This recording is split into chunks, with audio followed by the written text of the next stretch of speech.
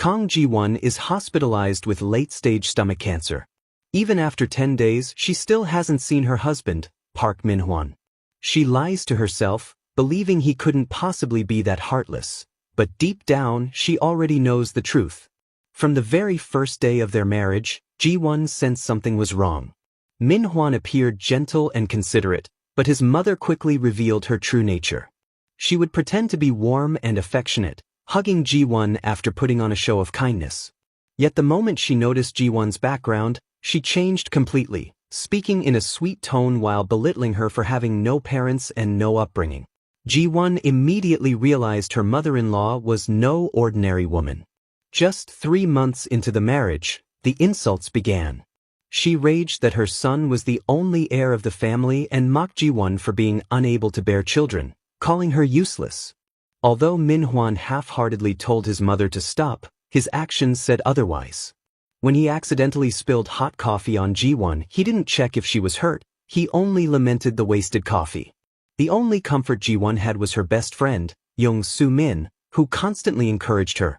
With her marriage falling apart, Ji-won poured herself into work, yet her boss continued to nitpick and criticize her. One day, while bending down to retrieve documents, her nose suddenly started bleeding. The hospital test results left her stunned. She had terminal stomach cancer and likely less than a year to live. When her mother-in-law heard the news, she cried, not out of sorrow, but resentment. She blamed Min-hwan for marrying such a burden, and even hinted that he should prepare for the future. Their cruel conversation took place right in front of Ji-won, without any attempt to hide it. Now hospitalized alone, Ji-won mentally prepares herself for the worst. The doctor informs her that continuing treatment requires payment approval from a family member. Only then does Ji-won discover that out of 6 treatment stages, Min-hwan had paid for just 1. She repeatedly calls him, but he never answers. Her hands shake with anger. She sends him a message, reminding him that she supported the household with her salary for years and begging him to at least cover her medical bills. There is no reply. With no other choice, Ji-won drags her weak body into a taxi and heads home, unaware that this ride will change her fate forever. The driver casually asks if she's in a hurry. Weakly, she replies that it doesn't matter anymore since she won't live long. The driver glances at her and tells her that only by reaching the end of the road can one know the outcome. He takes a different route, passing through a tunnel. When they arrive, Ji-won pays the fare. The driver pretends to accept it, but after she steps out, he returns the money, saying it's his last day as a taxi driver and that she should keep it as a memento. Though confused, Ji-won accepts it, unaware that this small act will later ignite her will to fight back and overturn her life. Something about the driver feels strange, but Ji-won can't pinpoint why. She opens the door to her home and freezes. A pair of familiar red high heels sits by the entrance. As she walks inside, scattered clothes on the floor fill her with dread. When she sees her own bed occupied, her heart shatters. There, in her home, are Park Min-hwan and her best friend, Young Soo-min. Worse still, Min-hwan openly wishes for Ji-won's death so he can collect her life insurance, promising to buy Soo-min luxury brand bags afterward. Soo-min is delighted. Though rage surges through Ji-won, she knows her body can't take it. She tries to endure, until she notices something intimate on the table, dirty and carelessly discarded. That sight pushes her past her last shred of restraint. Fresh from chemotherapy, Ji-won nearly collapses. Min-hwan doesn't care. He walks past her with Soo-min and even raises his hand as if to hit her. Ji-won can hardly believe it. This woman is her closest friend.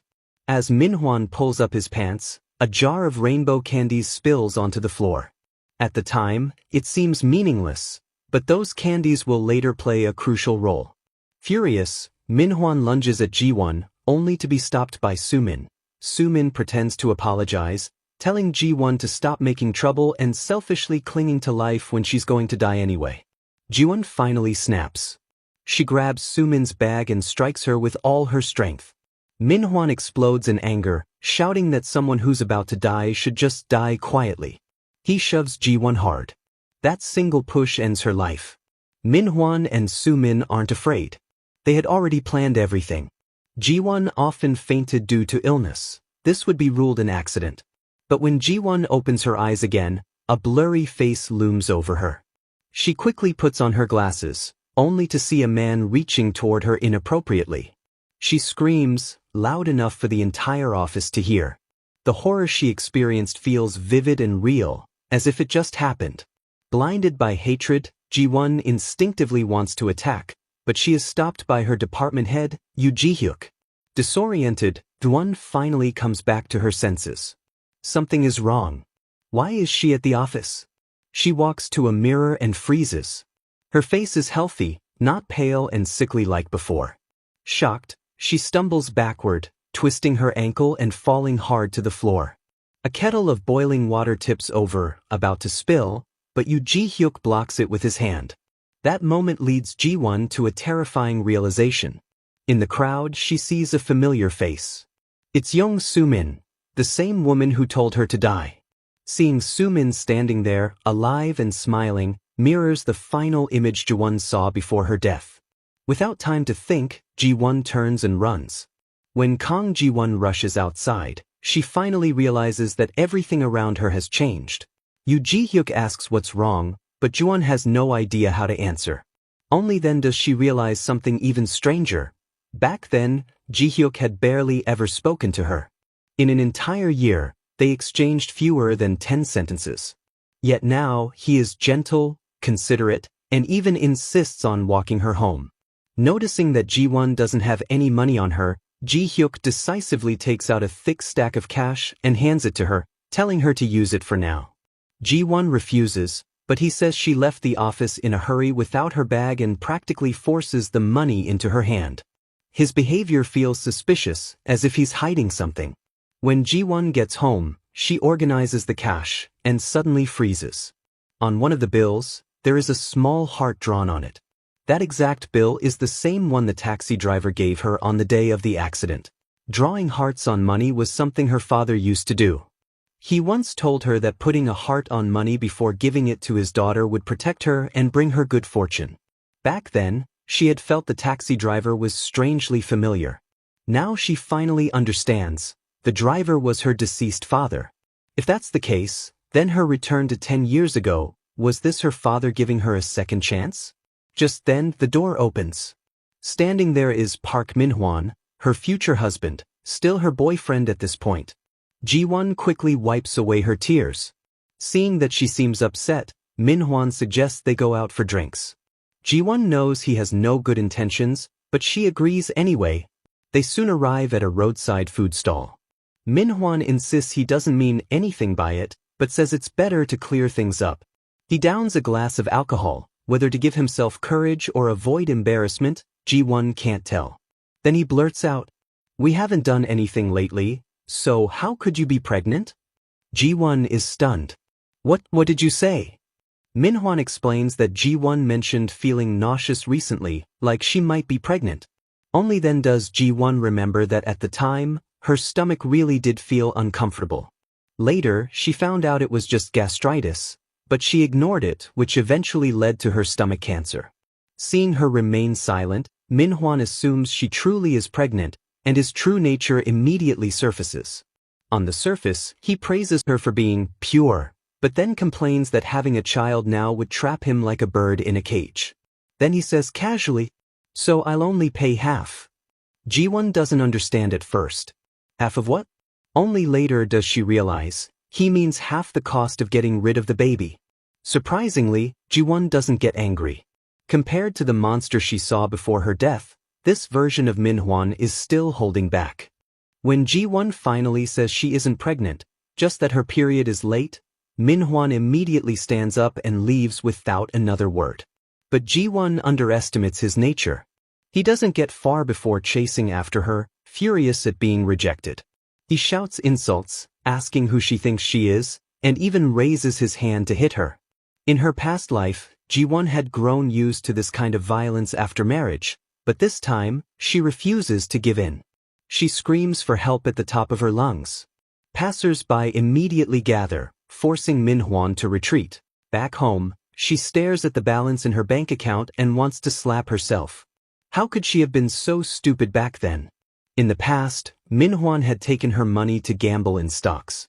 The only stock that ever made money was UNK, Loda. That means she can use the little money she still has, invest carefully, and completely change her future, escape this life for good. Minhwan sends her countless apology messages, but Ji-won never replies. Since they work in the same office, avoiding each other is impossible. They sit directly across from one another, yet Ji-won refuses to acknowledge her existence. One day, when Ji-won leaves the restroom, Soo-min is waiting right outside. Startled, Ji-won bolts and crashes straight into a supply cart. A sharp pain shoots through her knee. That spot was where she was injured in her previous life, in the pantry. Even now, she still couldn't avoid it. Does rebirth really fail to change fate? But then Ji-won realizes something is off. The scar that should have appeared yesterday is gone. That mark should already be there. Does this mean there's a flaw in fate she hasn't discovered yet? Inside the elevator, a man pretends it's crowded, acting convincingly uncomfortable. Trapped and unable to move, the woman beside him suddenly reaches out and lightly pokes him with a finger. Despite speaking coldly, the man only becomes more emboldened. Clearly, she's not someone to mess with. But she has one foolishly loyal best friend, someone who would risk everything for her with just a few sweet words. What Soo-min doesn't realize is that this best friend has already been reborn. Smiling sweetly, Ji-won casually says she heard an interesting story. There was a woman with terminal cancer. She had only a year left to live. Then she discovered her husband was having an affair with her best friend. She sighs softly. That kind of best friend really isn't human, is she? Young Soo-min continues speaking, completely unaware that the best friend she is criticizing is actually herself. If Ji-won hadn't been reborn, she would never have realized how skilled Soo-min was at pretending. What Ji-won remembers most clearly is that, near the end of her previous life, when she didn't have much time left, Minhwan and Soo-min were already together. The only question is, when did it start this time? She even directly brings up breaking up with him. But as expected, what he can't have suddenly becomes more desirable. Soon after, Minhwan sends Ji-won a message.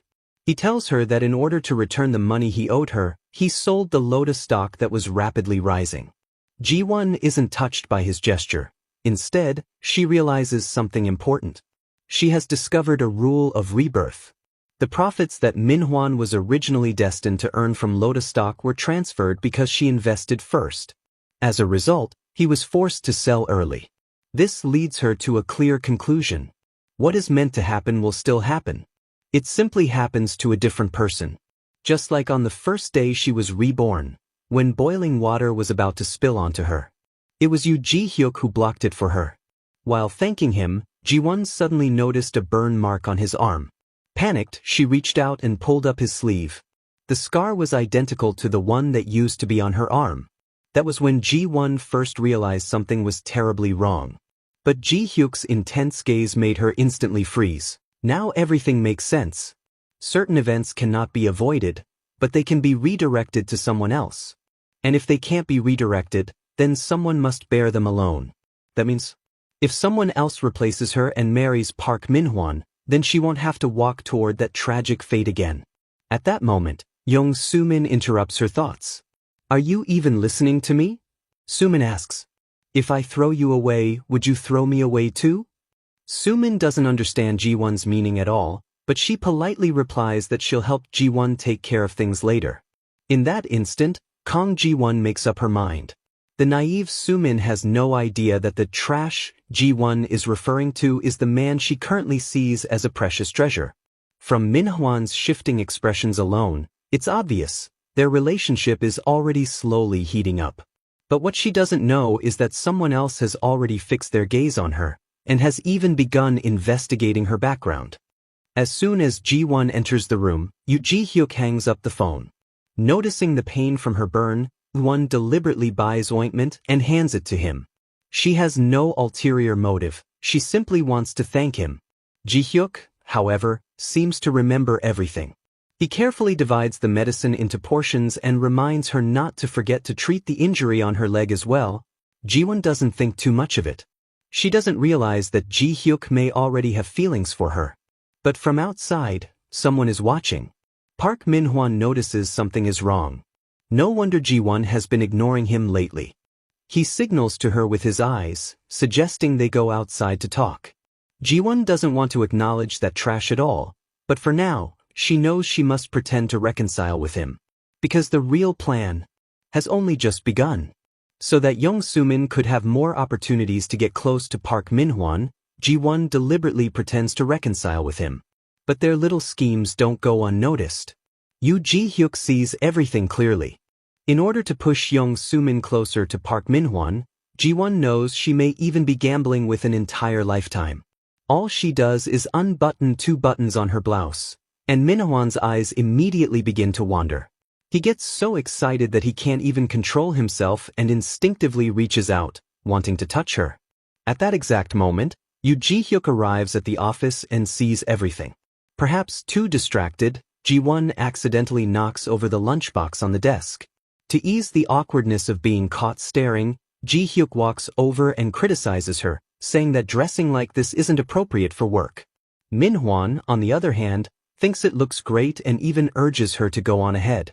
Ji-hyuk quickly realizes he spoke too harshly and tries to smooth things over, saying that maybe it just feels unfamiliar because she isn't wearing her glasses.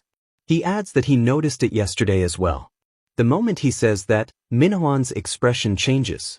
As Ji-hyuk awkwardly avoids eye contact, Ji-won suddenly realizes Ji-hyuk is wearing contact lenses today too. The atmosphere grows even stranger. Just then, a coworker eager to flatter steps in and exaggerates the situation, but Ji-hyuk immediately cuts them off. Only then does Min-hwan piece it together, so the two of them had gone to get glasses together yesterday. Later, Ji-won takes out the earrings Soo-min gave her and finally realizes they're fake. Not only that, the difference is obvious, cheap enough to look like something bought from a bargain shop. As Ji-won is thinking about how to deal with Soo-min, someone suddenly scares her from behind.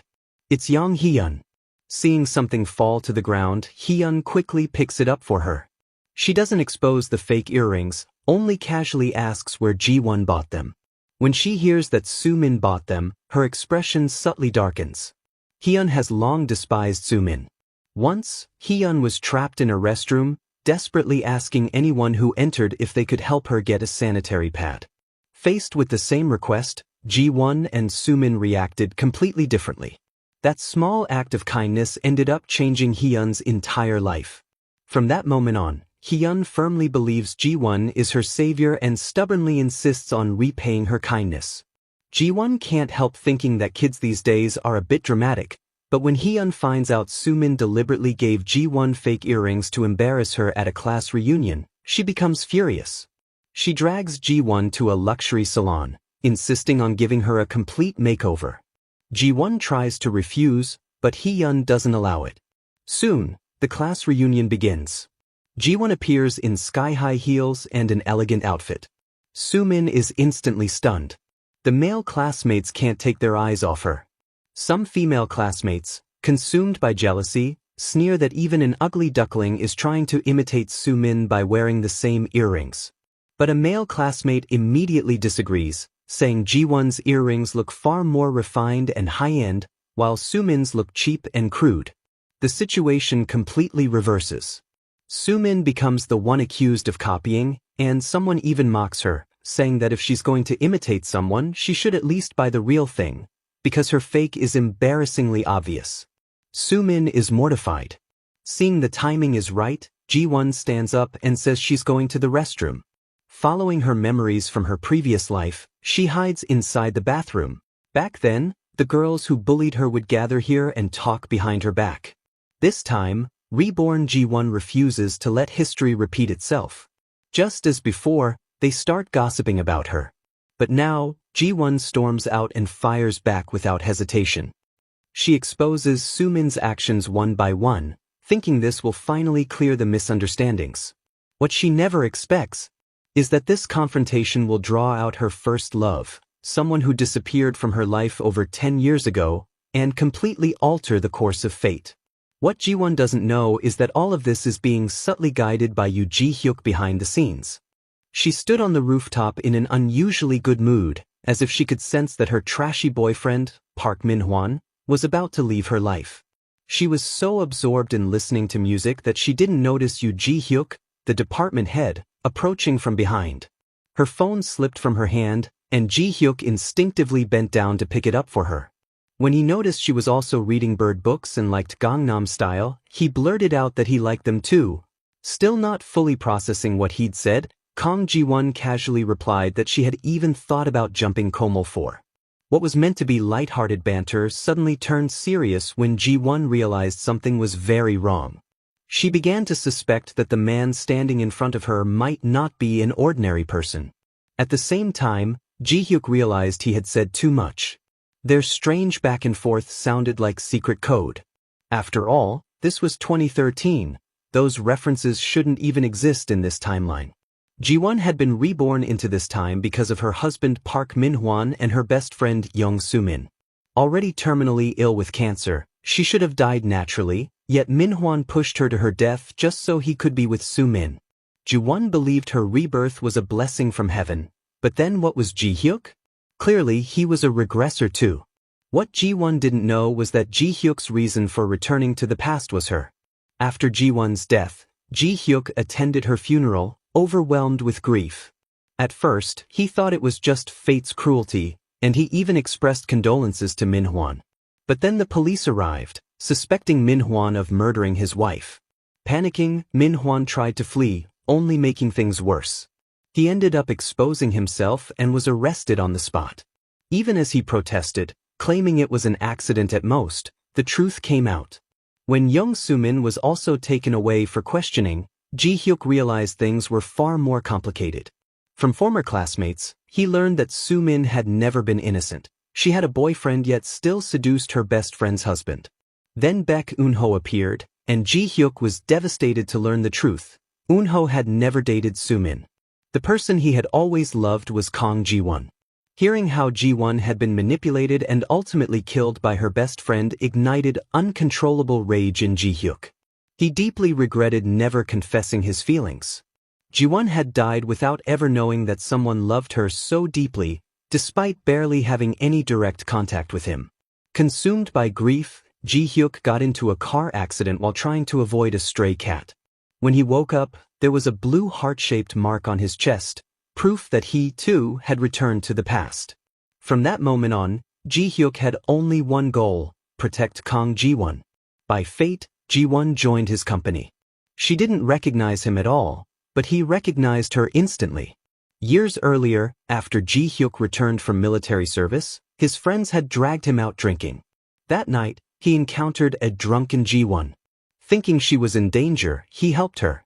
Drunk and barely conscious, she leaned into his arms, rambled about her painful life, and unknowingly stole his heart. By morning, she was gone. When Ji-won later appeared at the company, Ji-hyuk realized she had been in a 7-year relationship with Min-hwan. What Ji-won never knew was that Ji-hyuk had fallen for her that very night, and had lived only for her ever since. Now reborn, Ji-won's mind worked fast. She tested Ji-hyuk deliberately, wearing a very short skirt and subtly watching his reaction. Just as she expected, his response confirmed her suspicions. Next, she bought a bottle of milk and casually handed it to him after taking a sip herself. Ji-hyuk's mind raced. He pretended to refuse, then jokingly said he'd buy her 2 whole boxes if she liked it so much, without realizing he'd spoken too soon. In the pantry, Ji-won overheard co-workers talking about Lotus stock skyrocketing. Min-hwan soon complained that he had sold his shares earlier to please her. Ji-won calmly turned the tables, praising their 7-year relationship as more valuable than any stock, flattering Min-hwan's ego. But moments later, he revealed his true concern: money. When Ji-won said she used the money to buy insurance, everything began to change. 10 years later, it would only increase by 20%. Park Min-hwan finally lost his temper and scolded Kang Ji-won, calling her an idiot. Waiting 10 years. Who knew how long that would take? If she had just given him the money to invest in UK stocks, he was sure it would double just like Lotus stock. But the moment Ji-won heard him mention UK stock, her heart sank. From her memories, she knew very clearly that UK stock would crash violently within a month. Soon after, the company organized an outdoor team-building event. Ji-won felt this was the perfect opportunity, Minhwan truly needed a lesson. This time, the winner would get a luxury camper van to sleep in for the night, while everyone else had to stay in tents. The rules were simple: whoever grabbed the yellow number 1 tile would win. The game began quickly. Jiwon soon spotted a yellow tile and chased it down. Although it was a number 1, at least she wouldn't have to sleep in the smallest tent. Then she noticed Young Soo-min holding a yellow tile as well. She didn't know the number, but a dangerous thought crossed her mind, because Jiwon herself was holding number 1. Becoming more cautious, she hid the tile inside her clothes. As expected, someone soon attacked her. At the moment her name tag was torn off, Jiwon dodged instinctively. She clearly saw it was Soo-min, yet she didn't stop. Instead, she grabbed Soo-min's hair even harder. Soo-min kept saying, it's me, but Jiwon pretended her bracelet was caught in her hair. In truth, she simply wanted to teach her a lesson and vent her anger. Afterward, she casually told Soo-min not to be mad, it was just a game, and walked away without looking back. That night, when the winner was announced and Jiwon received the sponsored camper van, Soo-min's eyes were filled with undisguised resentment. Unwilling to accept defeat, Soo-min turned her target toward Park Min-hwan. She toyed with the necklace around her neck and shot him a look that clearly said, I have something to tell you. Min-hwan understood immediately. When Soo-min turned and left, he followed her, answering her silent call. Soon he snuck into Soo-min's tent. She was still playing with the necklace she had given him. Whether it was revenge or desire, the two quickly agreed. What Min-hwan didn't know was that Jiwon had already noticed them from afar, and this was exactly what she wanted. Although it was heartbreaking to watch, Jiwon knew she was getting closer to her goal. Afterward, Min-hwan actually told Soo-min not to let Jiwon find out. Soo-min was clearly displeased. She had only done this to get back at Jiwon. Min-hwan, on the other hand, hypocritically warned her not to ruin their friendship while promising that he would treat her even better than Jiwon. Between the lines, it was obvious, he didn't want to let Jiwon go. Sure enough, not long after, he turned around and proposed to Jiwon. In the past, she would have been overjoyed. Now, she simply watched coldly. Just as she expected, Min-hwan had invested everything he had into UK stock, and overnight, it collapsed. Not only did he lose all his money, he also borrowed heavily from loan sharks. With no other way out, he could only rely on marriage to squeeze money from his mother. Meanwhile, Soo-min pretended to help Jiwon prepare for married life by taking her to a cooking class. By coincidence, they ran into a rude, unreasonable middle-aged woman arguing loudly at the front desk over trivial matters. Jiwon immediately understood Soo-min's intention. If she hadn't been reborn, she would never have known that this woman was her future mother-in-law. She pretended not to know her and let Soo-min go in first. As expected, Soo-min deliberately chose a good seat. When the woman entered, she started making a scene, arrogantly ordering them to move aside.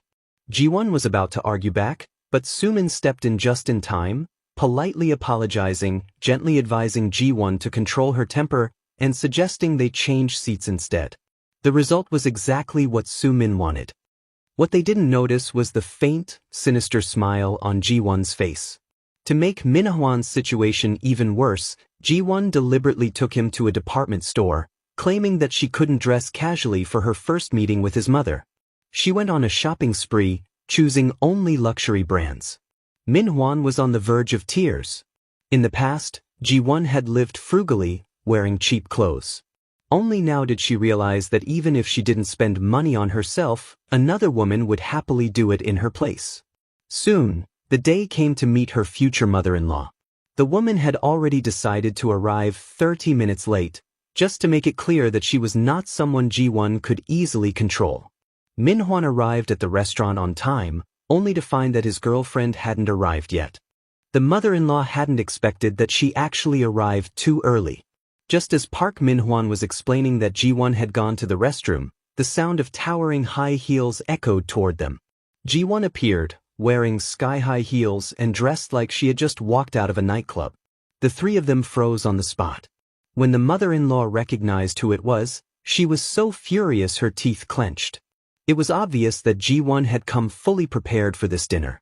What Min-hwan didn't expect was just how far she would go, so far that she completely enraged his mother, who immediately began firing insults like a machine gun. The next day at work, Min-hwan exploded with anger. Seeing Ji-won acting as if nothing had happened only made him even angrier. He went over, intending to demand an explanation, only to be slapped hard across the face. Then Ji-won calmly pulled out a red pair of underwear. Only now did Min-hwan realize this was the moment that would determine her future. "Is it fun?" she asked, cheating with two women at the same time? Everyone around them was stunned. In front of everyone, Ji-won completely severed ties with her trashy boyfriend. Overnight, Min-hwan became the hottest gossip topic in the company. He couldn't believe it. Seeing Soo-min standing behind him, Ji-won pointed straight at her. "You can't even keep track of your own underwear." Soo-min immediately denied it. Anyone with half a brain could see that Min-hwan had been set up, but the idiot still wanted an explanation. The wedding was just around the corner, and now it was ruined. In desperation, Soo-min said, "Then marry me." Min-hwan shoved her away. "Stop dreaming. You're not marriage material. Ji-won is a college graduate and can live independently. And you? Besides your looks, what do you have?" He added cruelly, "I admit what happened in the car felt good. But you're almost 30. How long do you think you can keep that up?" Hearing this, the section chief, who had always had feelings for Soo-min, lost his temper completely and rushed forward to attack Min-hwan. The huge commotion attracted a crowd of co-workers, and in doing so, completely exposed Soo-min as the woman Min-hwan had cheated with. Soon, rumors about Min-hwan and Soo-min spread like wildfire throughout the company. A youthful 7-year relationship was no match for the seductive warmth of a best friend. As the betrayed girlfriend, Ji-won appeared unusually calm. Just as Min-hwan was staring helplessly at the scandal surrounding him, unsure how to salvage the situation, management suddenly summoned him. They questioned why he had concealed information about a customer allergy incident at a supermarket, pointing out that this was the reason their product had been rejected, causing massive losses. The truth was obvious. There had been no warning labels, yet Min-hwan had shifted the blame onto the supermarket staff. Even then, he still tried to argue, saying that he and someone else had only stepped away briefly and the staff had started the tasting event on their own. But that explanation only made things worse. Management immediately seized on his words. "What do you mean you two stepped away together?" At that moment, Kang Ji-won calmly added that the people in charge at the supermarket were Park Min-hwan and Young Soo-min. With that single sentence, everyone instantly understood why the two of them had left together. Soon, online criticism exploded.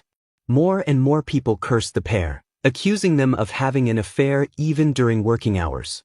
The HR department was overwhelmed and had to add new blocked keywords to the company website. Although the allergy incident had been handled quickly at first, the deliberate concealment caused significant losses. Min-hwan was demoted, while Soo-min, being only an intern, was fired on the spot. Afterward, Min-hwan called Soo-min countless times, but she never answered. Then she begged Ji-won for forgiveness. Her final bombshell stunned everyone. "I'm pregnant." Those words instantly drained Min-hwan of all strength. He collapsed to the ground. He had never planned to spend his life with a woman like this. Meanwhile, Soo-min glanced at the wedding ring on her finger and, in a fit of rage, hurled it at Min-hwan. But he didn't even look up, too busy playing games on his phone. Only then did Soo-min realize the truth. The man she had schemed so hard to steal was utterly worthless. Though furious, she endured it. Later, when choosing a wedding dress, the mother-in-law was even more enthusiastic than Soo-min herself. She made all the decisions, never giving Soo-min a chance to speak, while Min-hwan acted completely indifferent. Soo-min kept comforting herself, but in the next breath, the mother-in-law interfered again, saying Soo-min was pregnant and shouldn't fly. Just taking a short local trip would be enough, and cheaper. Soo-min swallowed her anger once more. On the honeymoon, Min-hwan did nothing but stare at his phone. She endured it again. Trying to be proactive, she encouraged him to work hard and get promoted, for the baby's future. Min-hwan cut her off coldly, telling her not to put so much pressure on him. That was the breaking point.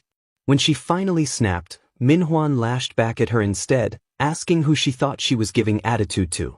This was the perfect man she had stolen from her best friend. She felt deep regret.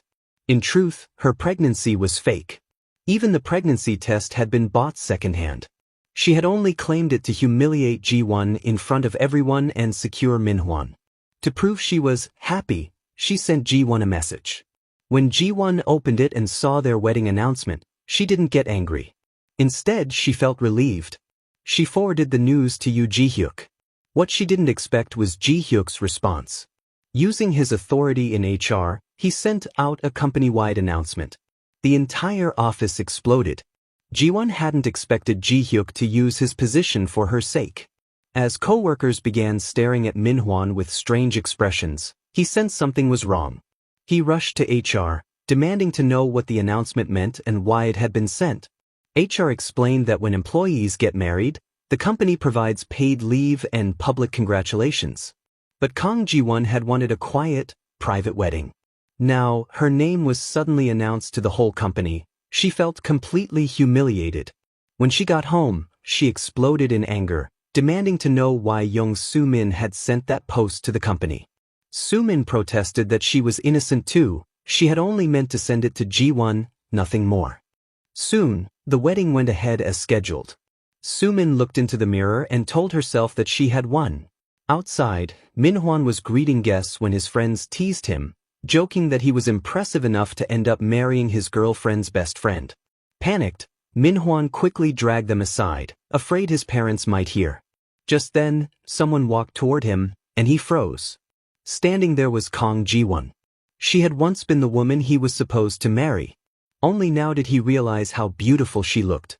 Ji-won handed him a thick envelope, saying it was just a small token of goodwill.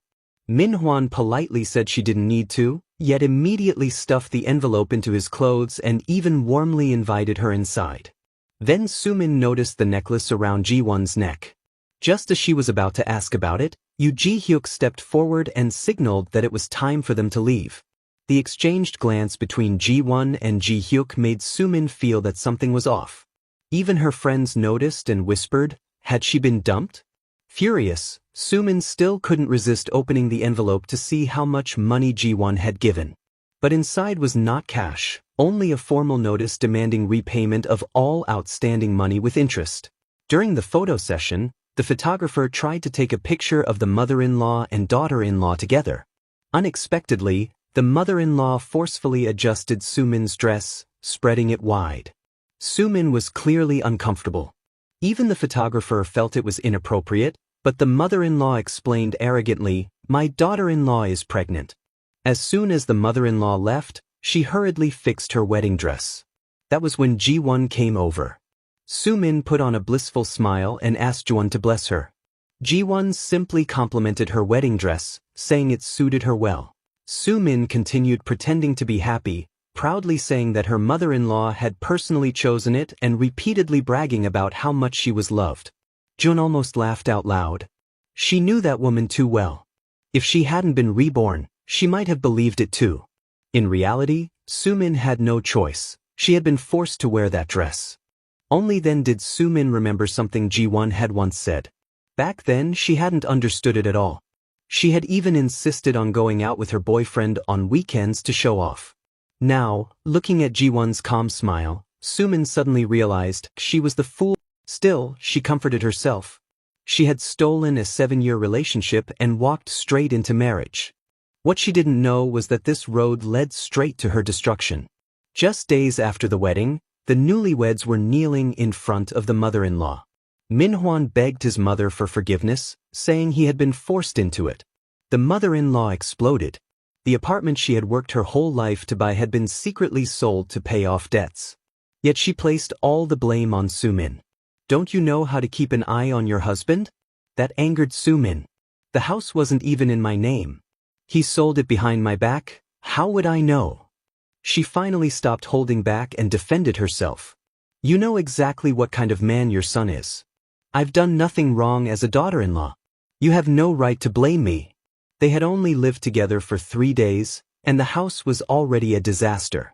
Dirty clothes were everywhere, and even the dishes hadn't been washed. The mother-in-law seized the chance to assert authority, ordering Soo-min to clean the house and do the laundry.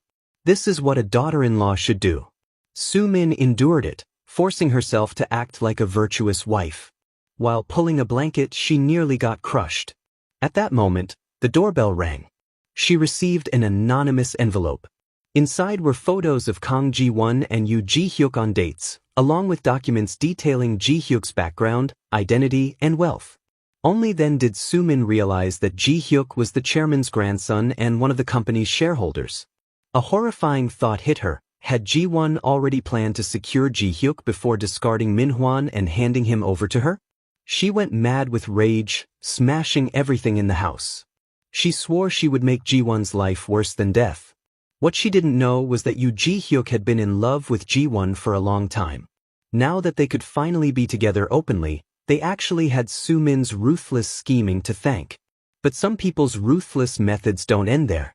Soon after, Soo-min's mother, who hadn't contacted her in over 10 years, suddenly appeared, pouring out stories of hardship and sacrifice, claiming she had never forgotten she had a daughter. Moved by blood ties, Soo-min tried to let go of the past.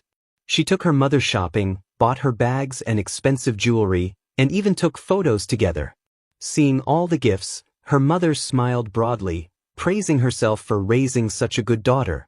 But in the next second, she exposed herself. So dating a rich man really pays off. You've become very generous.